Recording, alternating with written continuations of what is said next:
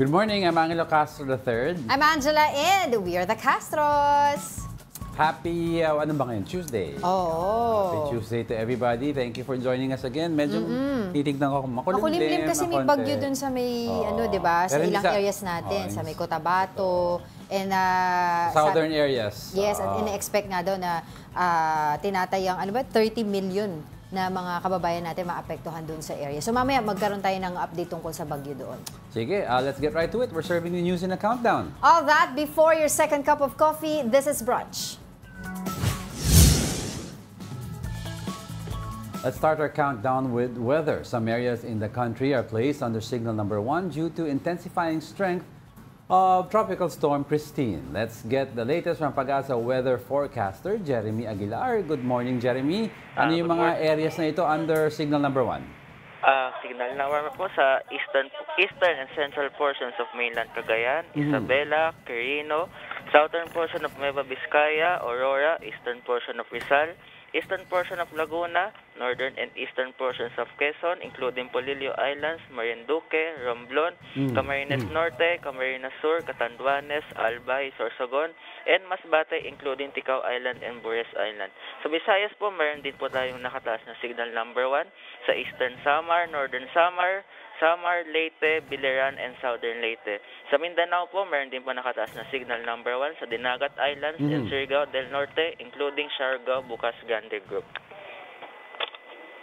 Alright, meron po ba tayong pang-ilang bagyo na po ba itong si Christine? At meron pa po ba tayong mga inaasahang bagyo pa na dadating until the end of this year?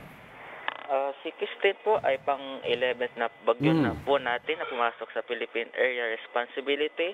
Tapos sa ngayon po, wala pa po kaming namamataan na namumuong sama ng kasunod na namumuong sama po kay Christine.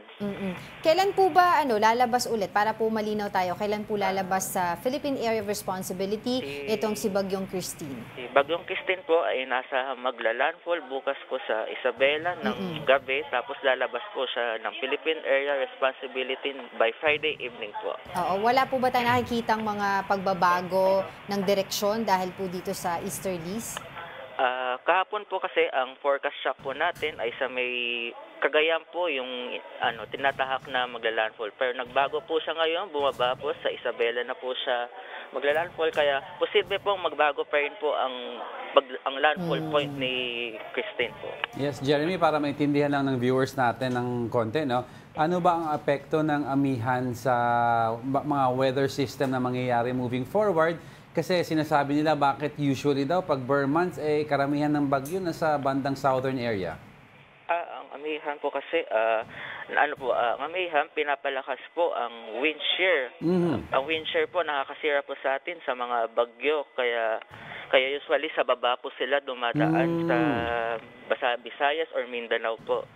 So what does that mean, Jeremy, sa bandang northern to central to itong NCR area, hindi nang ganong kalakas ang mga bagyo? Posible pa rin po kung wala po tayong inaasahan na surge ng amihan, pwede pong malakas pa rin pong bagyo tumama sa bandang Luzon po. Okay, Jeremy, siyempre tanong ng marami, maglalabas na ba sila ng mga jacket nila at umaasa ba na gumiginaw na paunti-unti? Sa ngayon po, nasa transition period pa rin po tayo sa amihan. So, pwede na rin po tayong maglabas po ng mga jacket. Sige, abangan namin yan, Jeremy. Next time, dapat lalabas na ng jacket. Opo. Sige, maraming salamat, Pag-asa weather forecaster, Jeremy Aguilar. Alright, sige, next in our countdown.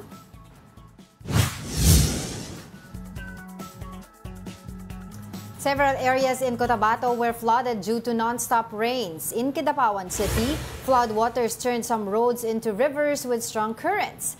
In Magpet Town, a dike was damaged, causing widespread flooding in residential areas. A number of residents across the province were forced to evacuate in safer areas as well. Ito yung binabanggit natin na malaki-laki ang magiging estimate nito ng damage to infrastructure. Of course, titignan na natin later on when everything is settled para magkaroon tayo ng kwentahan na yung pati damage to agriculture kung meron man lang, no? Exactly. At saka syempre, ang importante dyan yung paghahanda ng disaster risk management dyan sa mga iba't ibang lugar na maapektuhan nga nitong walang tigil na pag-ulan, 'di ba? Kasi ang importante more than of course the infrastructure or yung mga pananim, yung buhay ng tao. So, syempre, tingnan natin yung mga paghahanda nila, yung mga dapat na mga lumikas from their houses, sa isa na mga magsilikas na. And of course, yung mga pangangailangan nila, yung mga ayuda, di ba, nakakailanganin ng mga maapektuhan na pamilya dyan sa nangyayaring pag-ulan. Tapos may papasok pa na bagyo. Yan, parang reminder lang sa mga kababayan natin, hindi porket bare months na medyong we're out of the woods. As sinabi nga ni Jeremy, lalakas ang mga bagyo, but medyong ang karamihan daw ng bagyo na mararamdaman ay sa bandang southern area. Yes. Already, if you remember, every Christmas season, laging Yes, ang laman ng balita, di ba, yung nag-iiyakan sila na paano daw ang Pasko nila because nawala ng bahay, may namatayan, di ba, na ano ng flood. So, sana hindi natangay yun ng flood. mangyari. So, we're hoping na this time around, alam naman ng mga LGU, year in, year out, nangyayari yan sa areas na to. Exactly. We should be more prepared naman at least. So, yun lang naman, yun ang ano dyan. Preparation is key. Yes, if you fail to plan, you plan to fail. Yun ang sinasabi natin. Amen. Alright. Okay, Continue game. with our countdown. Still hot at the 8th spot are the remaining foreign POGO workers. The Justice Department announced that the visa of over 5,000 foreign POGO workers were automatically downgraded. This means that foreign POGO workers cannot conduct any activities in the country anymore. They are also expected to leave on or before December 31. Come 2025, these foreign POGO workers are considered as illegal aliens. This policy came after President Bongbong Marcos announced a total ban on POGOs. Yes. So sinasabi nga nila pag hindi yung visa downgrading para Tourist visa. Temporary visitor visa 'yon, 59-day period 'yon. Basta basic tourist visa, that's what they have. Yes. So pag basic tourist visa kasi in any country, you cannot conduct any activity that produces an income. Kasi meron special work permits for that in each country. So 59 days, they have to exit. Bawal kumuha sila ng income. They can, however, get their remaining back pays. Basta i-declare daw yung certain amount kung magkano ilalabas. Yun. So ang problema nga daw ng DOJ, sinasabi din ni Secretary Boying Remulla, may mga ilan sa mga Chinese nationals na ito na hindi sila nag-voluntarily nag-downgrade ng visa nila because what is the reason behind it? Because ayaw nilang lumabas na ng Pilipinas. Ayaw na nila bumalik pa ng China. So magiging problema yun, dilema yun sa atin dahil baka mamaya magkaroon ng mga humanitarian issues. So ano mangyayari? Kasi we all know naman China is yung hard stance sila against gambling. Anti-gambling ang China. 'Di ba? So most of these POGO workers na umalis, most of them they illegally exited China to work. Kung malaman daw sa China na they engage in gambling activities here in the Philippines, natatakot sila na baka makasuhan sila doon, maaresto sila. Kaya nga sabi nila before, di ba? Nung si Alice Guo ay nawawala, baka nasa China, sabi ng iba, imposible yon because the moment si Alice Guo sets foot on Chinese soil, on China, huhulihin yan because engaged in gambling activities ka. So, okay. So, itong mga foreign workers na to are going to be illegal aliens, considered to be illegal aliens. December 31. After December 31. So, okay. Sige, coming up. What is former President Rodrigo Duterte's excuse for skipping today's House Quadcom hearing on war on drugs? And did Senator Amy Marcos break her silence about the tirades of Vice President Sara Duterte against the Marcos family? Initially kasi we were supposed to have Madam Senator Amy Marcos on the show today to guest. But siguro naging busy si ma'am. So sayang, we wanted to ask her. Or baka ayaw niya pang sumagot. Sa bagay kasi it's medyo mainit pa. Mainit pa. Kasi tingnan mo, yung anak lang niya yung sumagot di ba? Yeah. Yesterday. And yung pagsagot pa nung anak niya is leaning towards pa rin yung brand nila na unity, di ba? Hindi nila papatulan. Ayaw nila mag-away. Ayaw nila mag-away. And we all know Duterte brand naman is just the opposite. Exactly. And today, ang Quadcom hearing, wala si diba, na FPRRD. Yes, na invited siya. Pero ang inaasahan natin doon na dadalo at magbibigay ng, I don't know, shocking statement, revelation, ay yung si ex-NAPOLCOM Commissioner. Yes, that's right. Leonardo. Diba? Yun ang mga usap-usapan kasi patutunayan we still don't know officially, Officially, we don't know yung stance niya. So, but based sa feedback daw sa Quadcom committee, yun, kasi binivet nila, sinasala na yung statements, mukhang doon pupunta yung statement. Yes, exactly. So mamaya, yan po yung mga ilan sa mga pag-uusapan natin later. We are just getting started, mga kapatid! More of our top 10 news when brunch returns. Keep it here on One News.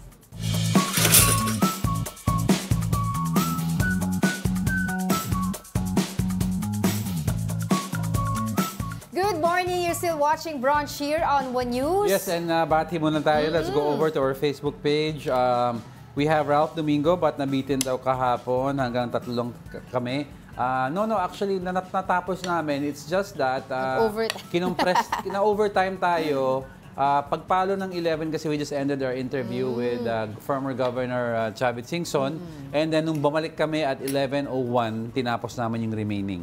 So hindi naman nabitin. Baka kasi kala ni Ralph tapos na, pinatay na niya. So ayun. Sa Pokemon Go, makulim na Tuesday daw. And si Alex Fuentes, of course, good morning. Ayan, yung mga bumati so far dito sa atin Facebook. Sarap nito. Ano to? Makapuno. May makapuno sa loob. That's ube. Putong ube with bukayo. Sarap sarap siya. I like it. Kaya anyway, black yung lips ko kanina. Batiin ko lang tong nandito sa YouTube. Si Oscar N, si Mark Santiago, Leonie Valdezotto, si Alex Fuentes, si Gary Co. Bati mo na ba yung mga regulars natin? Kakatapos lang. Tapos na yan?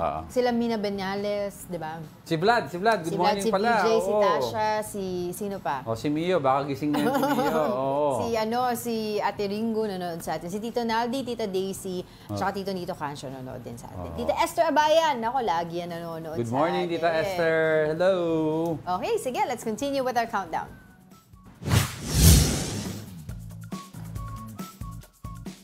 Now on our 7th spot, the police intensify their manhunt against those behind the abduction of an American national in Zamboanga del Norte.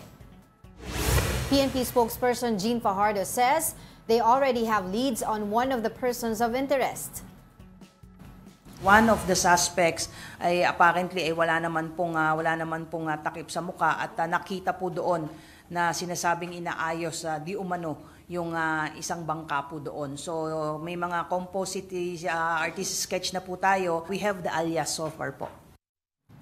Elliot Eastman was abducted in his home in Cebuco town and was brought elsewhere through a boat. Authorities suspect that they headed to Basilan or Sulu, where terror group Abu Sayyaf is based. So far, there is no indication pa na nakatawid po ito ng either Basilan or Sulu po. But just the same, binabantayan po nila yung kanilang coastal and nag-activate na rin po tayo ng mga border control din po natin to check nga po at siguraduhin na hindi po makakalabas ng within Zamboanga del Norte ito pong ating mga suspects po. Actually, isa pa sa narinig ko ni Colonel Gino Fajardo is kasi usually ang style ng Abu Sayyaf when they kidnap, they don't hurt the people they kidnap, di ba? Hindi nila sinasaktan. Kaya nagulat sila na binaril nila yung sa paa.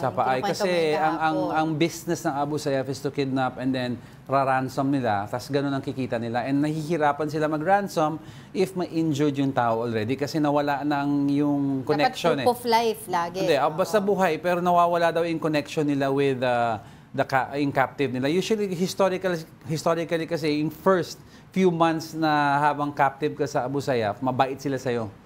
Because it's easier for you to negotiate with them. Tapos sila, yung mga na-captive, will help them get money from their sources. Ito kasi kaagad binaril sa paa. Pero ito nga, di ba, ang mahirap din dito kasi, kaya nahihirapan yung mga otoridad sa paghanap dito kay Eastman. Kasi wala, kahit na anong contact, walang ginawa itong mga abductor. So far, hindi nila alam ano ba yung gusto. 'Di ba? Hingi ba kayo ng ransom? 'Di ba? Basta as a backgrounder naman, the viewing public can watch his vlogs. Ano ba yung mga content? Especially yung last vlog niya right before he was kidnapped. He was talking about being kidnapped. Sinasabi niya na yung pag naglalakad-lakad siya around the town daw where he lives, where he transferred, titignan na daw siya ng mga masasama, which is out of the ordinary Ramdam for him. niya, kumbaga. Hindi man daw siya, I don't know what word he used, hindi daw siya praning, but he knows it daw because when he was buying some stuff in the store, yung unusual way of looking at him was happening. Talagang parang feeling na lang, kulang na lang, magbulungan daw sila. So he said, I will not be surprised if one of these days I will be kidnapped, gumanon siya. He knew it already. Pero dun kasi may ibang mga netizen nagsasabi baka naman daw parte to ng mga content niya na prank lang yung pagkidnap sa kanya. Gusto ko prank yan, ikulong nyo yan. Oo. Pero I don't think na you'll go as far as kasi kung binaril, nakita binaril. Pulling authorities. Napaka-massive prank nito na barilin mo sarili mo sa paa. Kawawa naman yung asawa niya dito na nag-aalala. I don't think this is, all those content creators have been known to have pranks for leads, pero I don't think a prank of this magnitude is gagawin niya. Exactly. Alright, sige, let's continue with our countdown.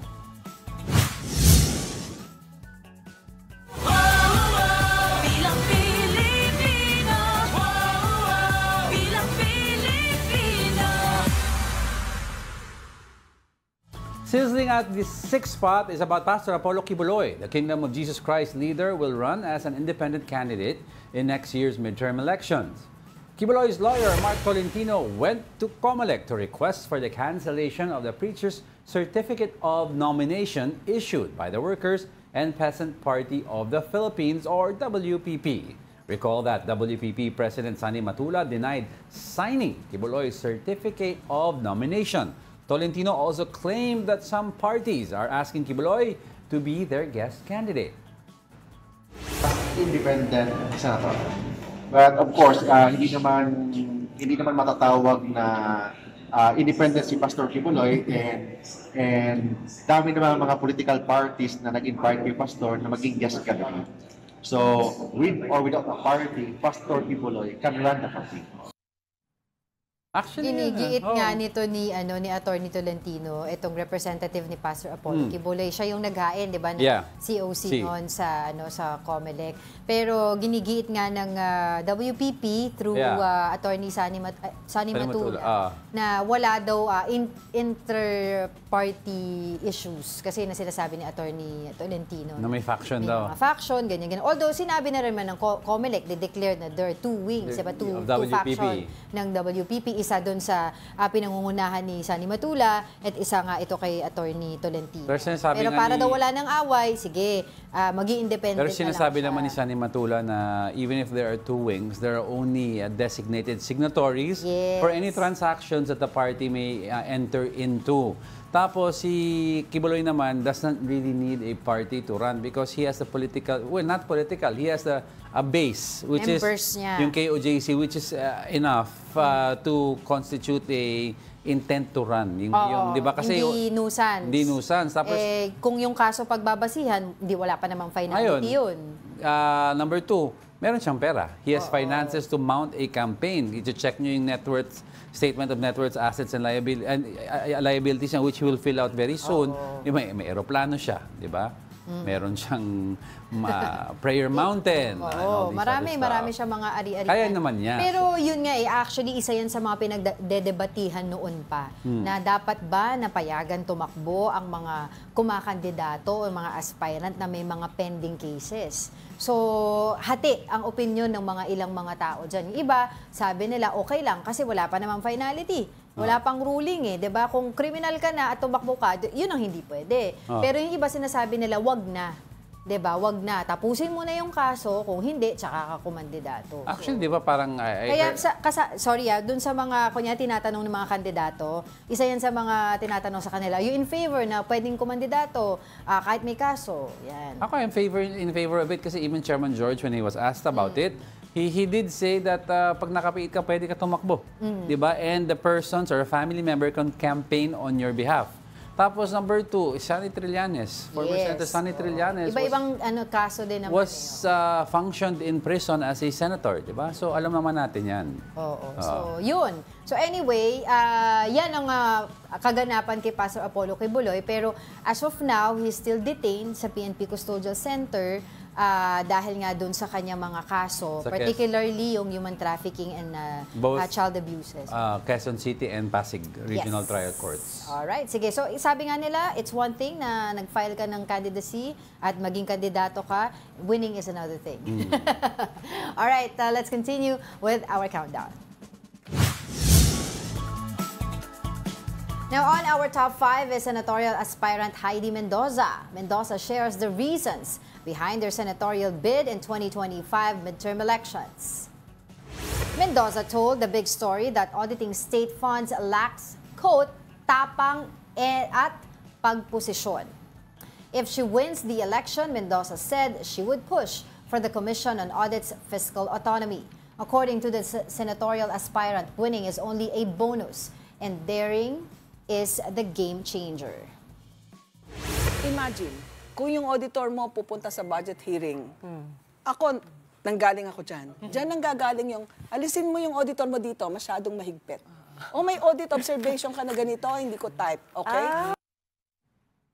Parang may minention pa si Madam Heidi about yung certain cases na financial cases within the government na pwede sanang kasuhan. Ang problema yung sa Office of the Ombudsman or sa Sandigan Bayan pa lang, pag nawala na doon, hindi na tinitignan sa mga... Hindi na nagpa-follow through. Hindi na nagpa-follow through because dismissed already, di ba? So, she wants to review that na hopefully yung granting autonomy to the Commission on Audit, whether may case or not, they have the teeth or they have the law that backs them, that they could look into what they deem to be anomalous transfers of money, anomalous ways of spending money, di ba? Yes, Kaya nga audit Alam naman natin, any company you work in, the audit department is always separate from other departments because tinitignan nila lahat ng function ng departamento. Kaya kailangan magaling, may ang tawag doon, keen sa details yung mga auditor nyo. Pero ito nga si Heidi Mendoza, kilala siya ng isa sa mga matatapang na auditor. Noon, Yes. 'di ba? Marami Yes. siya mga budget na scrutinize, maraming mga report na lumabas na kung hindi dahil sa kanya, hindi natin malalaman na may ganito palang mga budget na lumabas o may ganito palang mga transfer na lumabas, 'di ba? May ganito palang ginastos na lumabas. Yan dahil yan sa commission. Tsaka sumikat yan si Heidi Mendoza because she did auditing work even against certain individuals or politicians that were aligned with the president Yes. at Kumbaga, that time. talagang neutral ang So posisyon niya. even if she was an appointee at that time, she still did her job. So she gained popularity for that. Yes. That's why ngayon, nung nalaman ng mga ibang tao na tumatakbo siya, di ba, yung mga so-called silent voters started talking about her online. Kasi siya, very keen nga siya sa details. And we need So, that.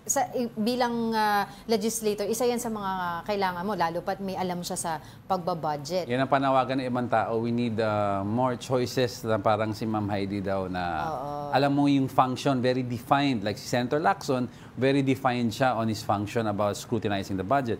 Isipin mo kung may Heidi Mendoza ka at saka Senator Lacson sa... Wala kang lusot wala ka ng lusot na pumurakot. Walang lusot sa Senado, di ba? Totoo. Lahat kayo, yari Magandang kayo. tagline yun, walang lusot sa Senado. Pero, ayun nga. So, pero isa rin to si Heidi Mendoza nagsusupport din dun sa nangyaring fund transfer mula PhilHealth back to the State Treasury. Di ba? Isa siya sa mga sumusuporta doon na against rather, nag-file ng mga kaso kasama ni pangalan to, retired Justice Carpio. Against Ralph Recto, Secretary Yes, Ralph Recto. Sumusuporta siya doon. I'm not sure lang kung kasama siya sa nag-file ng kaso. Pero sinusuportahan niya yung reklamo na yon na para sa kanya, hindi tama yung ginawa ng Department of Finance na kunin, 'di ba, yung pondo ng PhilHealth, ibalik sa National Treasury at gawin para sa ibang mga proyekto. Parang ang alam ko is ang initial plan nila supposedly was ipasok sa DOH in several programs. Pero ang problema, hindi pa nga kompleto yung mga case rates nyo, hindi nang i-increase Sa PhilHealth. Sa PhilHealth. Kulang pa yung coverage nyo sa cancer and all this other stuff. And then you're taking away money. Dahil sasabihin mo kasi physically you're healthy. You're physically healthy, pero yung mga bonuses kasi ng mga members mo, tataas. kaya nga healthy. Totoo. Because yung members, yung mga board members, malalaki ang bonus. Sige, granted, malaki ang bonus, pero yung case rates nyo, yung coverage ng certain diseases na wala doon, gawin yung mas mabuti. Tsaka yung contribution ng mga members, di ba? Na tinataasan nila kasi mawawala ng pera. Yung pala, ang daming bulto pa, ang dami pang savings. Mas lalo na with universal healthcare, yung mga middle class na nagbabayad are covering already those hindi makabayad. O may extra pondo ka, baka you can subsidize a little for the middle class. O, di ba? Napunta na tayo sa Philippines. Alright, let's continue with our countdown. Coming in at the fourth spot is about the proposed joint probe of the House and the Senate into the drug war. Senate Minority Leader Coco Pimentel expressed doubts that a joint probe can happen.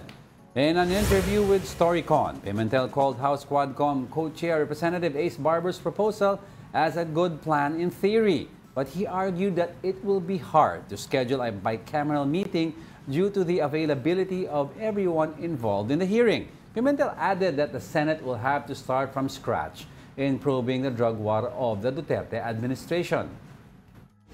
Yung Quad Committee kasi malalim na yung ano nila eh. Matagal na silang nakalarga eh. Malalim na yung topics nila. Marami na silang narinig na witnesses. Senator Coco, hindi naman namin pwedeng i-assume namin na i-agap namin yung records nila. Bawal naman namin gawin yun. So, we have to start from scratch. Yeah, we have to start from scratch. Pero dami nagka-question about also yung Senator Coco Pimentel because during the time of the height of the implementation of the drug war, at si Senator Coco was still with the Duterte faction and he was still allied with them. So they were asking, being party mates with the PRRD, hindi ba iisa ang adhikain nila against the drug war? Did they see this plan coming all of a sudden? You want to question it. But siguro, one of the things daw na pinag-awayan daw kasi ni Senator Coco and PRRD was the way the drug war was being run. Kaya sila, if you notice, di ba, just for historical purposes or context lang, nagkahiwalay yung dalawa at nagkaroon ng dalawang partido. Meron yung... Sila PRRD, PDP lang. Oh, yung isa may Tapos laban. yung may laban. Which is yun yung original eh. Di ba kasi yung daddy niya si the late Aquilino Nene Pimentel. One of the founders diba? Of that party. PDP laban. Pero yun nga, siya na ngayon na mag-head no, nung kung magkakaroon nga ng Senate hearing on drug war. Right, more so. It should be him. Yeah, kasi nung una sinasabi nila, it should be... what's her name? Cayetano. Pia Cayetano. Pero kasi tatakbo siya. Pero I was wondering until when itong gagawin nilang probe na to sa Senate? Kasi kakandidato rin si Senator Coco Pimentel. They're coming back around November so they could conduct hearings November and December. The only other committee that can hear the cases kahit hindi in session is the Blue Ribbon Committee. Yes. So that's why they were exploring that idea of the Blue Ribbon Committee. Ang problema kasi, the hearing on EJK, usually ang Blue Ribbon hears issues within the government. Si PRRD is no longer a sitting president. So that comes into question daw. Pero yung yung committee ni Senator Coco Pimentel, mukhang dun daw pupunta. So, pero sinasabi Instead of yung committee ni Bato.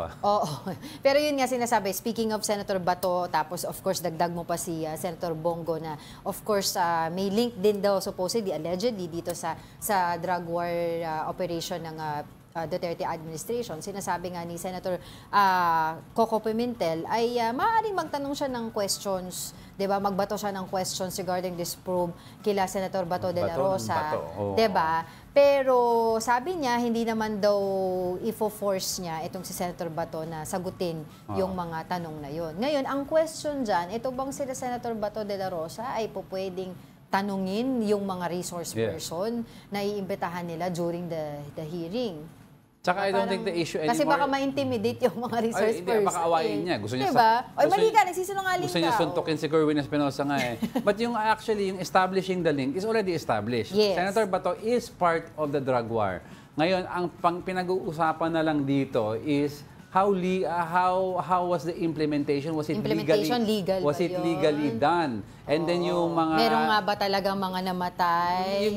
Not even that. Yung 6,000 na namatay na kiniklaim nila, na is it an excessive number and is it justifiable? Yes. Yun ang magiging issue na kung nanglaban ba talaga yung majority of that 6,000 or extrajudicial killings na siya. Kaya nga sinasabi nga din nila dito, 6,000 yung sinabi ng But iba-ibang PNP, numbers eh. Pero according sa mga human rights advocate groups, it could balloon up to 30,000. More daw. Yung mga Because these victims ng EJK. are the ones na nakakitaan ng bangkay or na sinundo yung bangkay. May meron so-called summary killings daw na nakikita sa ilog, sa putol-putol ang katawan. Hindi pa ma-establish kung it's part of EJK or murders lang. Yes. Ngayon naman, ang tanong din dito, kung aantayin ba ng DOJ yung kalalabasan ng hearing ng Senate bago sila sama-sama o mag-compile ng mga cases na pwede nilang ibato. Parang hindi kasi Kasi mas nauna ang Quadcom. nagsalita ng DOJ about this. They're already hearing a case. Yes. 3 cases sa DOJ that are related sa EJK. Sabi nila, they started the 2 cases already. Yung third case that they will start, yun ang hinihintay nilang from the Quadcom. Oo. Pero sabi nga nila, pwede naman daw may maunang mag-file ng cases from the victims Actually, themselves. ang yung mga families. ang inunang ganyan. case, isa doon yung pagkamatay ni si Barayuga ba yan? Oo, pero ang magiging target kasi dito is si Garma. Ang ano nito is, will Garma tell the DOJ kung may nag-utos pa sa kanya na patayin si Barayuga. Yun ang magiging issue. Kasi ang question of witness protection ang lalabas dito. Oo. Sige. Alright, let's move forward. Moving over now to our top 3, the House Quad Committee confirms that former President Rodrigo Duterte won't be attending today's hearing. Congressman Dan Fernandez said they received a letter from Duterte's camp about his non-attendance due to health reasons. Duterte earlier said he was ready to face the lawmakers and answer questions about his administration's drug war. Baka biglang dumating siya or what? Alam naman natin ang former president, lagi may mga ganong, may mga ganong style yun. So, let's still hope, no, na makarating siya para at least maliwanagan yung lahat. Aside from Duterte, the committee also invited Arturo Las Cañas, a supposed member of the Davao Death Squad. But Congressman Ace Barber said they couldn't contact Las Cañas, who is apparently already out of the country. I tried getting him, kaya lang hindi nga siya ma-access because apparently he's already out of the country. So if he's willing to make a deposition and appear via Zoom sa committee hearing, if we're given that information, we will invite him. Ayun. Yan ay So, punta sinasabi muna, ko eh. Alin? Yung kay Las Cañas? Ngayon, hinahanap nila si Las Cañas para magprestigo. The last time he testified during the height of the Duterte presidency, sinasabihan ng mga... Hindi ba siya pupunta lang para Hindi. sa ICC? No, ini-invite siya ni Ace Barbers. Pero noon kasi they were asking, he gave testimony sa mga committee dati. And then, karamihan ng mga lawmakers were saying na hindi credible si Las Cañas. And kasinungalingan ang ginagawa niya. Ngayon, they're seeing na yung may corroboration siya sa... Hindi, may corroboration yung testimony niya is very similar to the testimony of Garma. So now, he becomes credible. Yes. Diba? Ngayon, wala na. Kaya nga yan sinasabi ni Senator Bato, di ba, naniniwala kayo sa mga adik, sa mga kriminal, kaysa sa senador, ganyan-ganyan. Pero I think, if I'm not, pa-check natin, alam ko he's out of the country because Yan, oo nga of daw. sa ICC. Hindi na. Ang term dito, hindi na daw ma-access. Kasi Hindi, kung hindi ma-access para sa Zoom. Sa hearing. So pero balik tayo dun kay former President Rodrigo Duterte na sabi niya, he himself, 'di ba? Sabi niya over the weekend, sige pupunta ako diyan, sasagutin ko na lahat yung mga katanungan niya tungkol sa drug war operation under his term. Pero yun nga, through his lawyer, sinabi nila na hindi siya makakapunta due to health reasons kasi galing lang daw siya dito at matanda na nga itong si PRRD, hindi na daw kakayanin ulit yung bumiyahe. Pero after November 1, kung okay siya, he can go to the... I agree with Congressman Dan Fernandez. We all know naman yung Duterte brand is hanggat hindi dumating yung araw kung saan nakatakda ang isang event, don't count them out because kahit ano pang sinabi nilang confirmation or non-confirmation, pwede mag-iba yan. Number 2, ako sa akin, huwag nyo napaharapin si PRRD because you all know what he's going to say. Ito nga alam mo, it's good that you mentioned that kasi ako ito personally ang naiisip ko lang, gusto siguro talaga ni PRRD pumunta dyan at sumagot. Kayang-kaya niya, knowing him, kayang-kaya niya sumagot. Pero the lawyers, ayaw niyan for sure. Kasi baka iba yung masabi o it will be used against him. And we all know naman, sinabi ng even yung mga congressmen na dito sa Quadcom hearing at mga senador, sinasabi nila na ICC can just use whatever they need from the hearing on social media, pwede nilang makuha yan, public property yan, di ba? Actually, a number of lawmakers, nag-question sila, why would you invite somebody na alam mo na yung testimony na cassette?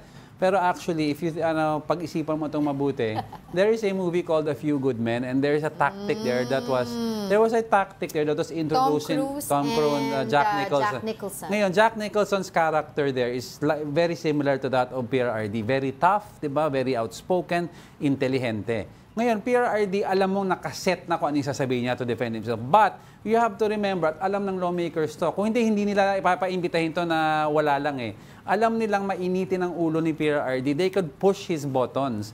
Pag napikon siya... They can use against him yung mga sasabihin niya. And historically, PRRD, pag uminit ulo sa mga press con, bigla na lang kung ano sinasabi niya.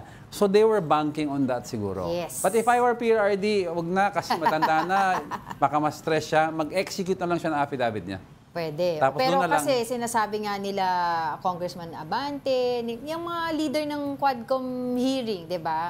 Kung 'di ba kasi ito pa lang talaga yung formally na imbitahan siya. Yeah. 'Di ba? Pero hindi pa to subpoena. Pero there may be a possibility na masubpoena siya, show cause order para makapunta talaga siya doon sa. I don't think lulusot yan kahit yung mga Bakit? sa Marcos faction. Yes, siya.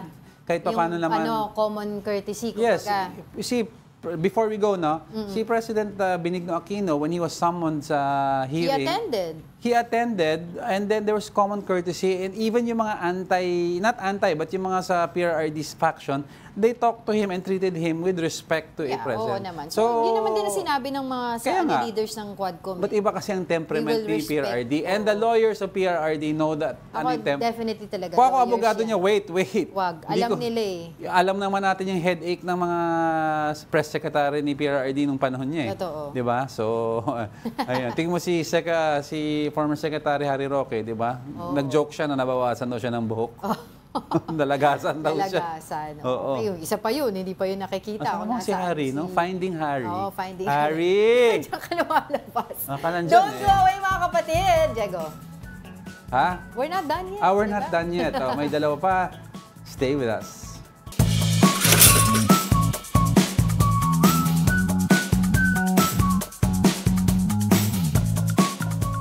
Welcome back. You're still watching Brunch here on The One News. Happy Tuesday to everyone. At madami pa tayong pag-uusapan, so let's get right to the issues. Take it away.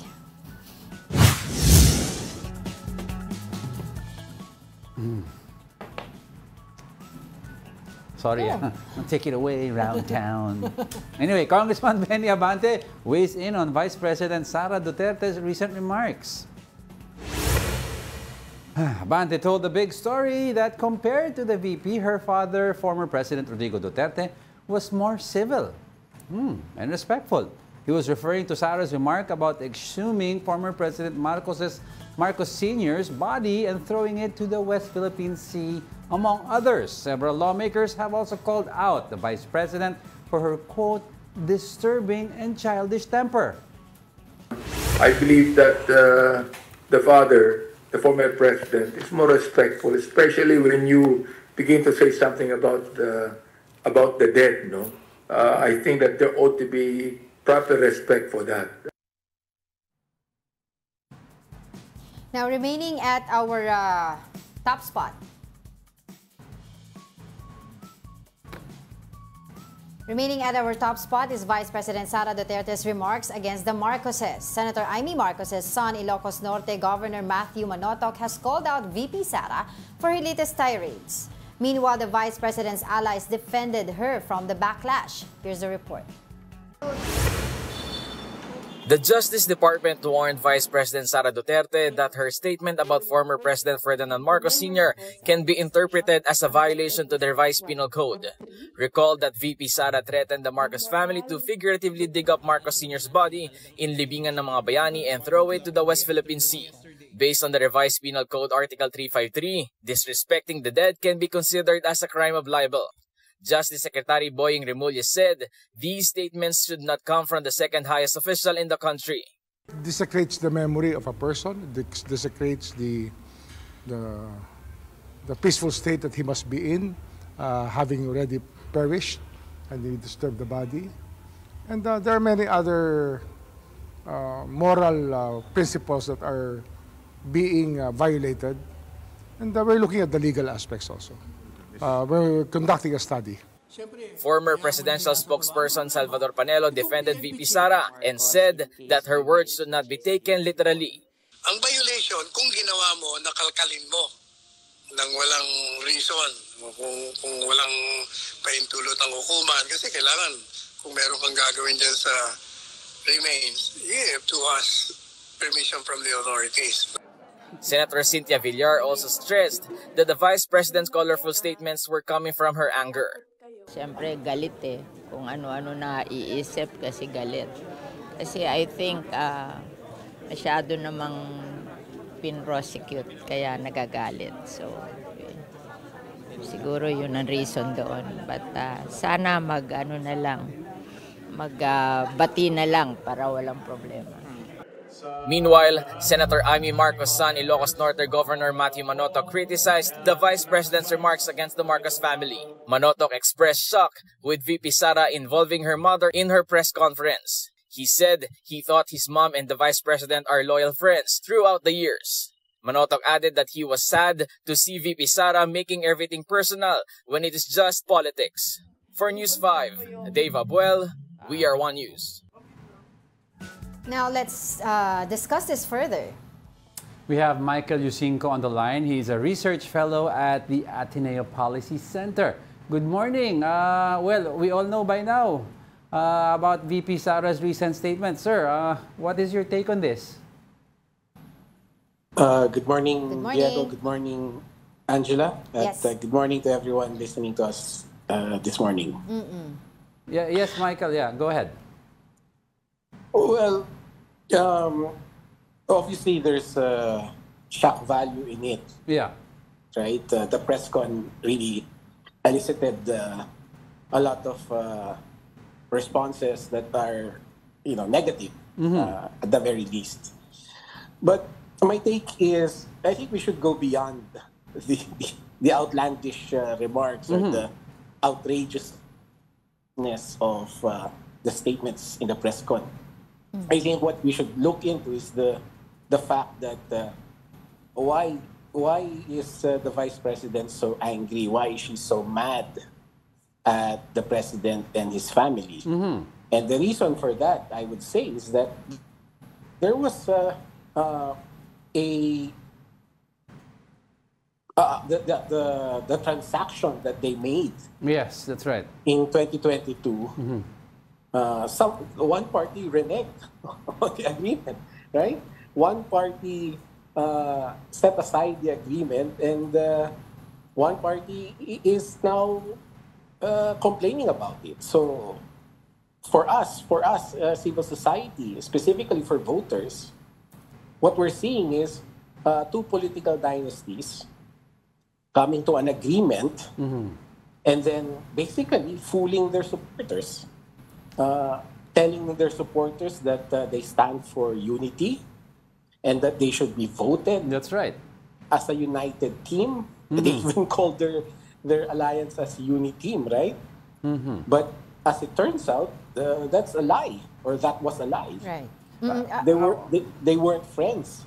They weren't united at all. But Michael, from the very beginning. I'd like to ask now, before I give it to Angel, I'd like to ask, why are so many people shocked about the statements of VP Sara saying hindi siya parang daddy niya, when in fact si PRRD did the same thing but against the Pope, against God no less, and against former President Barack Obama? No, that's a good question, Diego. And I would say everybody, and when I say everybody, I mean every politician now who has interest in the 2025 elections, they are capitalizing on this issue. For good reason, no? Because they get free publicity. For one thing, we're now talking about it. So they probably just look at the press con as par for the course, no? For the Dutertes, because that's their style. They make outlandish remarks to elicit, responses like what we're getting now. But ultimately, this is all about, sabi nga sabi ng anak ni Senator Amy, di ba? This is all about politics. Yes. That's right. Oo. It's good that you mentioned that na talagang ganyan yung brand ng Duterte. Pero I was wondering nga kung may ano po yung basa nyo dito na may possibility ba na ito lang yung this is how they change the narrative? Because this press con was done right after na merong mga questions about yung dun sa mga budget hearings, yung paano niya ginasta, yung budget ng Office of the Vice President and ganun din sa Department of Education.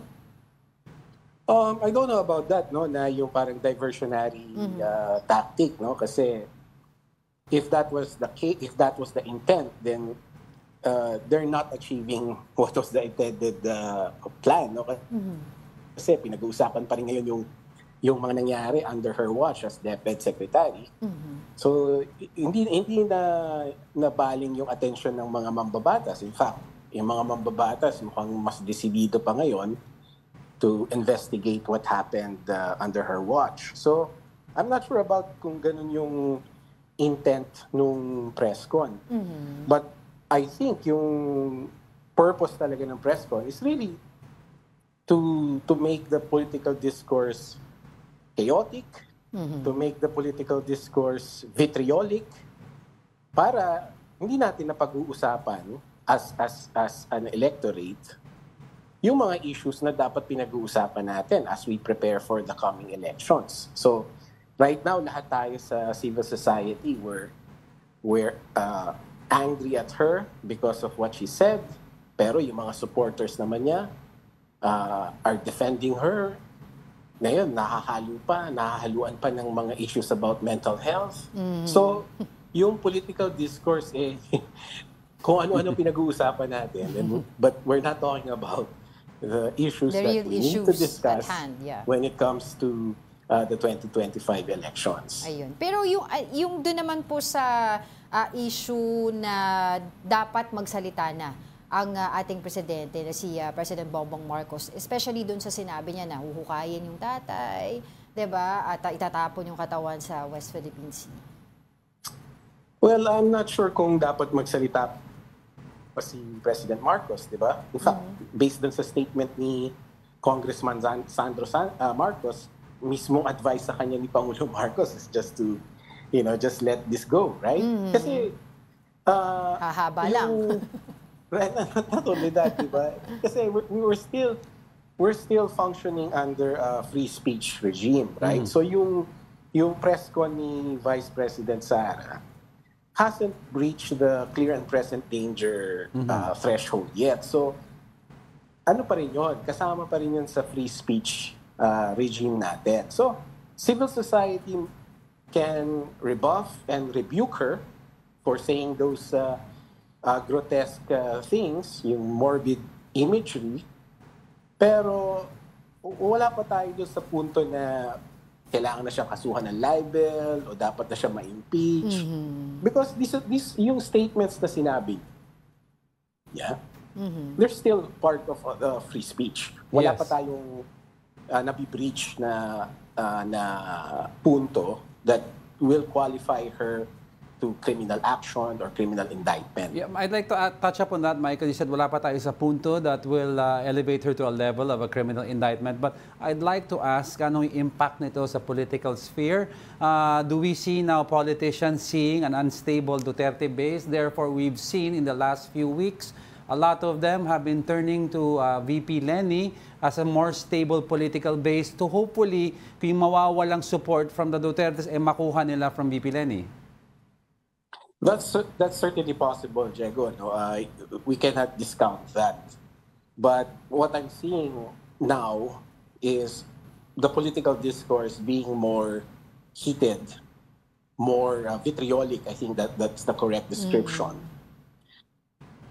So whether they are now shifting alliances based on kung sino yung mas stable when it comes to voter support, I think that's still too early to tell. Right? Pero what we can say, I think, from this point on, yung political discourse natin will be more like Bardagulan and Bangayan. So, nakakatakot yun. So, that's really a big responsibility for us in the media to really prevent that from happening para yung mga botante, matulungan natin sila to make a good decision in 2025. And siguro lastly na lang, Michael, do you think na dapat na mag-cut ties itong si Senator Amy Marcos sa mga Duterte because of what happened? Well, I don't know about that, no? Kasi alam mo naman yung mga politicians natin, they make their own political calculations based on what they need for the moment. Right. So, just coming from the position of Senator Amy, maybe that's a good idea because she's part of the administration anyway, being the sister of the president. So she enjoys a lot of the privileges and the advantages of being part of the administration. So maybe it's a good idea for her to stop, sabi nga sa Pilipino, yung namamangka sa dalawang ilog. Right? Baka dapat na siyang mamili ng, bumalik na siya dun sa original base niya. But that's for her. That's up to her. No? That's for her to decide based on her own political calculations. Right. But actually, kaya nga daw po siya, she decided to run independently. Hindi siya sumali dun sa slate ng administration of today because nga daw nasasabihan siya ng ganyan. Yeah. Namamangka sa dalawang ilog. Pero ano lang naman yun. That's lip service because she bears the same surname. She's part of the administration. So kahit nasabihin niya ang quote-unquote independent siya, she will still enjoy the benefits and the privileges of being part of the administration. So still, yung ganung mga claims na independent siya, that doesn't really hold any water at all in the real world. All right. On that note, thank you so much for joining us today, Michael Yusinko, a research fellow at the Ateneo Policy Center. Thank you. Thank you very much. All right, and that wraps up. Hindi pa, wait lang. Actually, yun nga, kasi yung political sphere. Pero I just hope itong gulo na itong dalawang pamilya, it does not become an election of mga pro-Duterte and pro-Marcos. Madami po tayong kandidato na magagaling. This time, there are progressive groups. You have people like Heidi Mendoza who are there. So take a look. Talaga this time, I think we owe it to ourselves to put in people who are competent. Kasi anong gagawin natin? Boboto tayo based on popularity, tapos magagalit tayo sa politiko. Okay, magalit. Kayo nagboto There are still issues, more pressing issues at hand na dapat ginagawa natin ng paraan kaysa ito Take a look at qualifications, please. Yun, sige, go. And that wraps up today's episode of Brunch. Join us again tomorrow. I'm Angela Castro. I'm Angelo Castro III. We are One News. All sides, all the time.